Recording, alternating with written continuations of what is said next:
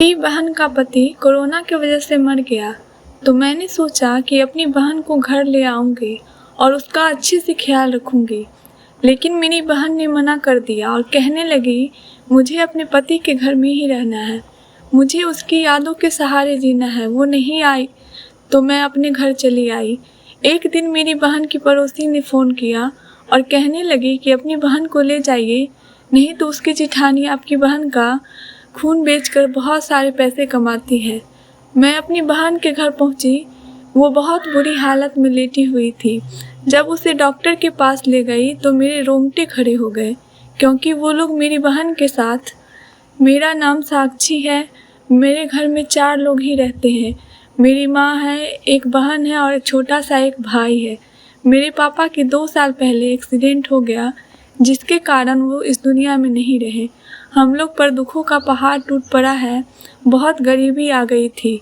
पैसे कमाने वाला कोई नहीं था और खाने वाले 4 लोग थे। मेरे पापा ने जो भी सेविंग की थी इन 2 सालों में ख़त्म हो गया था। मेरे पापा की एक छोटी सी कपड़े की दुकान थी। घर में सबसे बड़ी मैं थी, इसलिए सब कुछ मुझे ही देखना था। क्योंकि मुझे पढ़ाई में मन नहीं लगता था, इसलिए मैंने 12वीं तक पढ़ी और पढ़ाई छोड़ दी। मेरी बहन बीए कर रही है और मैं अपने भाई को हॉस्टल में रख दिया ताकि वो अच्छे से पढ़ाई कर सके, क्योंकि ये मोहल्ले का माहौल ठीक नहीं था। उसके बाद मैं पापा की कपड़े की दुकान को चलाने लगी। धीरे धीरे मेरे पापा की दुकान में जान आ गई और अच्छी खासी चलने लगी। शायद भगवान को हम लोग पर दया आ गई थी। अब मुझे दुकान से फुर्सत नहीं मिलती थी, क्योंकि मेरी दुकान पर कस्टमर भरे रहते थे। मैं कुछ स्टाफ रख ली थी ताकि मुझे मदद मिल जाए। मैं सुबह के 8 बजे अपनी दुकान खोलती तो रात को 9 बजे या 10 बजे दुकान बंद करके अपने घर जाती थी। एक दिन बहुत ज़्यादा देर हो गई। बहुत ज़्यादा ग्राहक होने की वजह से मुझे घर जाने में बहुत देर हो गई। मैं रास्ते में जा रही थी, तभी मैंने देखा कि एक लड़के के साथ बाइक पर बैठकर कहीं जा रही है। मुझे कुछ पल के लिए लगा कि मेरी बहन है डेजी। फिर मैंने अपने दिमाग से ये बात निकाल दी, क्योंकि मेरी बहन ऐसी नहीं थी। मैं जब घर पहुंची तो माँ से डेजी के बारे में पूछा तो माँ ने बताया कि वो घर पर नहीं है, अपनी सहेली के यहाँ कॉलेज का असाइनमेंट लेने गई है। ये सुनकर मुझे शक हुआ कि वो कहीं मेरी बहन तो नहीं थी। लेकिन मेरी बहन अपनी सहेली के साथ घर में दाखिल हुई तब मुझे जान में जान आई और हम चारों ने खाना खाया। उस दिन मैं 8,000 रुपये कमाई थी। उसके पैसे में से 6,000 मैं अपनी माँ को दे दी और बाकी के 2,000 रुपये अपने पास रख ली, ताकि घर का सामान जो है वो कल आते वक्त ले आऊँगी। वो पैसे मैंने अपने कमरे के दराज में रख दिए और नींद की वादियों में सो गई। जब सुबह हुई तो मैं तैयार होकर दुकान जाने लगी तो अपने दराज से पैसे निकले। हम सिर्फ उसमें 1,000 रुपये थे। मुझे अच्छे से याद था कि मैंने उसमें 2,000 रुपये रखे थे।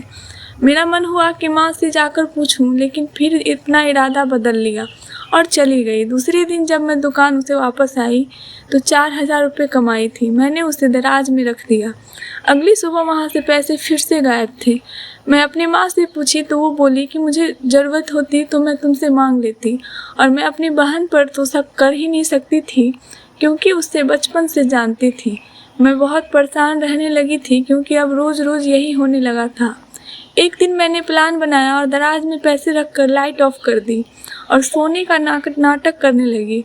रात के जब 1 बजे तो मैंने देखा कि कोई कमरे में आया और दराज खोलकर पैसे निकाल रहा है।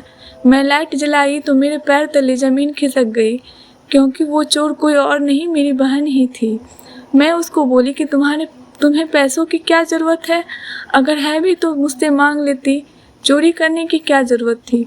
तब वो कहने लगी कि दीदी, मुझे कॉलेज में एक लड़के से प्यार हो गया है। वो बहुत गरीब है और वो बीमार है, उसको पैसों की ज़रूरत है, इसलिए आपके पैसे चुरा कर मैं उसको दे रही थी ताकि वो अपना इलाज कर सके।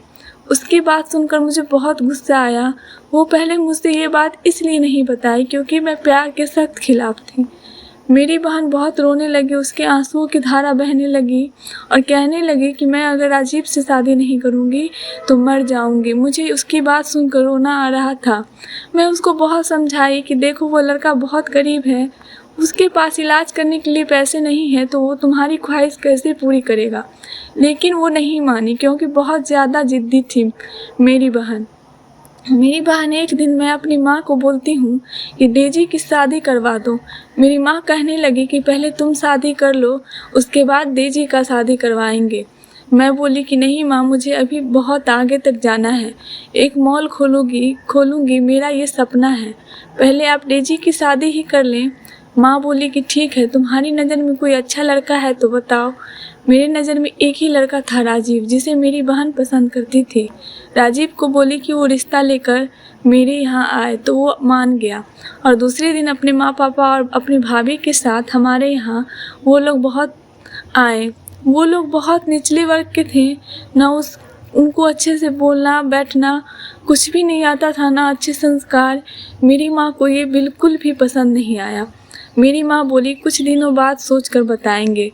उन लोगों के जाने के बाद मेरी माँ ने मुझे कहा कि ये रिश्ता मुझे पसंद नहीं है, ना ये लोग मुझे पसंद है, क्योंकि लड़की की भाभी बहुत लालची और ख़तरनाक लग रही थी। ये बात सुनकर डेजी रोने लगी। तब भी माँ ने पूछा कि क्यों रो रही हो, क्या बात है। मुझे लगा कि डेजी का कहना कि माँ को सच न बता दे, लेकिन उसने बात को संभाल लिया और कहने लगी कि माँ, कुछ दिनों पहले हम भी गरीब हुआ करते थे। ये तो भगवान की कृपा है कि हम लोग के पास पैसे हैं। मेरी बहन की ये बातें सुनकर माँ को अपने दिन याद आने लगे। मेरी बहन ने कहा कि हम लोग फिर दूसरे का मजाक कैसे उड़ा सकते हैं। मेरी माँ इस रिश्ते के लिए मान गई। कुछ दिनों बाद मेरी बहन की शादी होने वाली थी। घर में शादी का माहौल था, लेकिन मैं इस रिश्ते से खुश नहीं थी क्योंकि वो लोग बहुत गरीब थे। मुझे मेरी बहन की चिंता सताए जा रही थी। एक सप्ताह के बाद मेरी बहन की शादी हो गई और वो अपने ससुराल चली गई। मेरे घर में सन्नाटा हो गया। अब हम लोगों को मन नहीं लगता था। 15 दिनों बाद जब मेरी बहन आई तो परेशान सी लग रही थी। मैंने उसको पूछा तो कहने लगी कि दीदी, राजीव बिजनेस करना चाहता है, उसे पैसों की ज़रूरत है, लेकिन हमारे पास पैसे नहीं हैं। आप कुछ दे देती तो। मैं बोली कि ये तो अच्छी बात है कि राजीव कुछ करना चाहता है। मैं अपनी बहन को पैसे दे दी। अब वो तो हमेशा के लिए यही सिलसिला जारी था। जब भी मेरी बहन आती तो परेशान रहती और मुझसे पैसे मांगती थी। लगभग 2 से 3 लाख रुपए मैं दे चुकी थी। मैं राजीव से बात करना चाहती थी कि आखिर वो कर क्या रहा है, कितने पैसों की ज़रूरत है, लेकिन बहन राजीव से बात नहीं करने देती थी। एक दिन राजीव मेरे कपड़े की दुकान पर आया तो मैं हैरान रह गई और पूछने लगी कि क्या हाल चाल है, मेरी बहन कैसी है। वो बोला कि दीदी सब ठीक है। आपकी बहन ने कहा कि दीदी बहुत अच्छी अच्छी साड़ियाँ रखती है, आप मेरे लिए साड़ियाँ जो भी लेंगे वहाँ से ले आइएगा। मैं पूछी, राजीव तुम कौन सा बिजनेस शुरू कर रहे हो? अगर तुम्हें और पैसों की ज़रूरत हो तो बता देना, मैं तुम्हारी मदद करूँगी। राजीव बोला कि कुछ नहीं दीदी, मैं तो अपनी कोचिंग क्लास ही चलाता हूँ। मुझे ये सुनकर जोरों का झटका लगा। आखिर मेरी बहन मुझसे झूठ बोलकर पैसे क्यों ले जाती थी। राजीव ने एक साड़ी ली और पैसे देने लगा।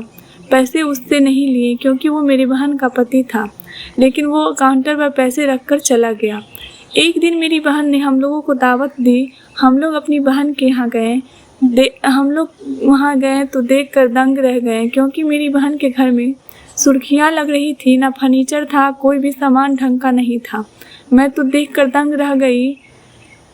मैं अपनी बहन से पैसे के बारे में पूछी तो कहने लगी वो मेरी जेठानी का भाई बीमार था, इसलिए वो मुझसे मदद मांग रही थी। मैं वो पैसे अपनी जेठानी को दे दी। एक दिन मैं दुकान पर बैठी हुई थी। एक दीपक का नाम का लड़का आया और बोला कि एक अच्छी साड़ी है। मैंने उसको सबसे बढ़िया साड़ी दिखाई। वो साड़ी लेकर मुझे गिफ्ट दिया और मुझे प्रपोज किया और बोला कि मैं आपसे शादी करना चाहता हूँ, क्या आप मुझसे शादी करेंगी? मैं चाहकर भी उसको मना नहीं कर पाई, क्योंकि मैं उसको जानती थी। वो अक्सर मेरे पास वाले चाय की दुकान में चाय पीने आया करता था और मुझे बहुत अच्छा लगता था। हम दोनों की शादी फिक्स हो गई। 5 महीने बाद शादी की तारीख रखी गई। एक दिन मेरी बहन का फ़ोन आया और वो रो रो कर कह रही थी, दीदी मेरे पति को बचा लो, नहीं तो मर जाएगा। मैं जल्दी से उसके पास गई और उसके पति को अस्पताल ले गया, क्योंकि कोरोना का आखिरी चरण चल रहा था। बहुत सारे पैसे खर्च किए, अपनी जी जान लगा दी, लेकिन उसको नहीं बचा सकी। वो मर गया। मेरी बहन 3 दिनों तक बेहोश रही। मुझे भी राजीव के जाने का सदमा लग गया था। अभी मेरी बहन की शादी के 10 महीने भी नहीं हुए थे और वो विधवा हो गई। जब मेरी बहन को होश आया तो मैं उसको अपना घर ले जाना चाहती थी, लेकिन वो तैयार नहीं हुई। वो बोली कि दीदी, मैं राजीव जी के घर में ही रहना चाहती हूँ, उसकी यादों के सहारे जीना चाहती हूँ। बहुत जिद करने लगी तो मैं नाराज़ होकर चली आई। गुस्से से मैं अपनी बहन को फ़ोन करना भी बंद कर दिया। एक दिन जब अपनी बहन के घर आई तो मेरे होश ही उड़ गए, क्योंकि मेरी बहन बहुत कमज़ोर लग रही थी। उसकी आंखों के आगे काला घेरा हो गया था और बहुत बीमार लग रही थी, लेकिन उसका घर पहले से बहुत अच्छा हो गया था। घर में बहुत अच्छे अच्छे सामान, फर्नीचर, यहाँ तक कि घर में टाइल्स मार्बल लगे हुए थे। यहाँ तक 2-2 नौकरानी भी उन लोगों ने रख ली थी। मैं ये सब देखकर हैरान रह गई और बोली कि सब ठीक है ना, क्योंकि उनका स्थिति इतना जल्दी कैसे बदल सकता है। मैं यही सोच रही थी। मेरी बहन अपने घर जाने को तैयार ही नहीं हो रही थी। मैं गुस्से से मैं उसको छोड़कर घर चली आई। 1 महीने तक फ़ोन नहीं की। एक दिन मेरी बहन का फ़ोन आया तो मैं मुस्कुराने लगी और बोली, लगता है उसकी अकल ठिकाने आ गई है। जब फ़ोन उठाया तो कोई दूसरी औरत थी। कह रही थी कि अपनी बहन को यहाँ से ले जाओ, नहीं तो उसकी जेठानी आपकी बहन को मार डालेगी। मैं तुरंत अपनी बहन के पास गई, उसे बिस्तर पर बेतहाशा होकर सोई देखी। इस समय उसके घर में कोई नहीं था। जेठानी बाजार गई हुई थी, उसके सास ससुर किसी शादी में गए हुए थे। अपनी बहन को वहाँ से लेकर घर ले आई और उसे हॉस्पिटल ले गई तो डॉक्टर ने जो कहा उससे मेरे रोंगटे खड़े हो गए।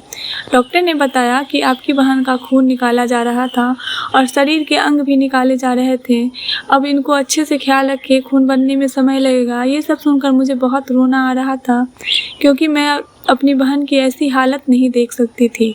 हम लोग जब घर आ गए तो मैं अपनी बहन से सच्ची बात जानना चाह रही थी, तो वो कहने लगी कि दीदी, मेरी जेठानी मेरे साथ जुल्म किया करती थी।